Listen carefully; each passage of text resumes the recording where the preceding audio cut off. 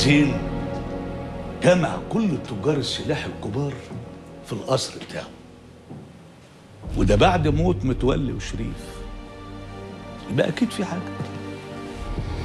يا اما هو عاوز يملي عليهم الشروط الجديده بتاعته، يا اما عاوز يعملها مذبحه بقى زي مذبحه القلعه بتاعت محمد علي. طب واحنا يا باشا ملناش دور في الموضوع ده؟ للاسف ما قدامناش غير ان احنا نقف ونتفرج وبس، وعلى حسب النتيجه بقى نعيد ترتيب اوراقنا من اول وجديد.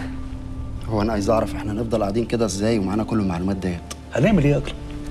يعني نروح نقبض على ناس بيزنس مان قاعدين بيدردشوا مع بعض؟ لسه بدري عليك يا اكرم.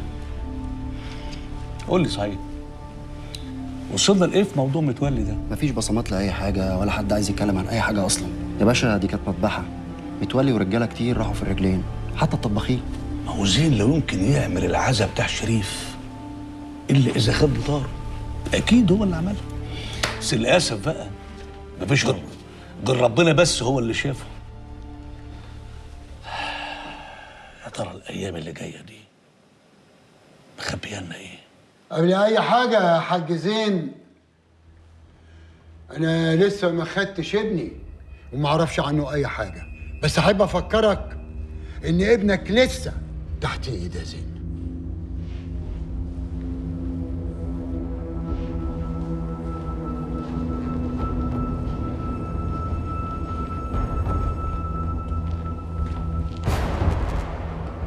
اقعد يا جلال. زين العطار ما يتلويش دراعه. معلش يا حاج، الظاهر ان جلال بقى ينسى ومحتاج حد يفكره.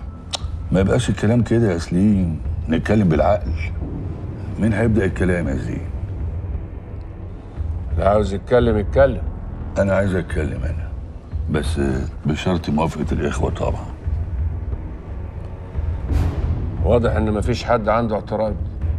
أنت صغرتنا يا زين، طول عمرك نمرة واحد في السوق، وأنت اللي بتدخل البضاعة مصر عن طريق الصعيد، وأنا نمرة 2 بدخل البضاعة عن طريق أهلي في مطروح. وجلال مظبط الإعلام بقنواته، وسيف مظبط الحكومة، ومتولي كان مظبط التوزيع على التجار الصغيرين.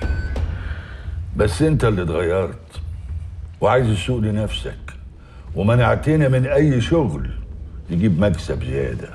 كلامك كله مظبوط لغاية لما قلت بس. أولاً أنا ما اتغيرتش. ثانياً لو كنت عاوز السوق لنفسي كنت عملت كده ومن زمان كمان. بس أنا ما بغيرش اتفاقاتي، والاتفاق سيف على رقاب الكل وأولهم أنا. أنتوا اللي طمعتوا وخنتوا الاتفاق. محدش كان عايز ده يحصل. متولي يستاهل الحكم اللي انت حكمت بيه عليه، ومحدش غلطك. وجلال جاي لك بنفسه اهو، وهيقبل اي حكم ايا كان. بس كلنا مش موافقين نرجع زي الاول. انت الكبير وعلى راسنا من فوق، لكن الكبير بيكبر على قد اللي حواليه ما يبقوا كبار. كلكم كبار يا هاشم، طول ما انتوا لابسين التوب اللي على مقاسكم. ومين اختار لنا التوب اللي على مقاسنا يا زين؟ خلاص بقى يا هاشم بيه، سيب الحاج زين يتكلم، وزي ما اتعلمنا وقروا كبيركم. اتكلم يا حاج زين، اتكلم. احنا كلنا جايين النهارده عشان نسمع سعادتك. شريف اخويا الله يرحمه فداني بحياته في نفس اليوم اللي انا قعدته فيه مكاني، يعني بقى الكبير. وانتوا عارفين لما الكبير ينضرب يعني الحرب تقوم، وانا اكتفيت بمتولي بس. العرف اللي كنا ماشيين عليه ان السلاح للي عاوز يلعب بيه، واحنا ملناش في اللعب ده. القوانين اتحطت ومشينا عليها، انتوا اللي خرجتوا على العرف وكسرتوا القانون. عشان كده انا حطيت قوانين جديده والكل هيمشي عليها.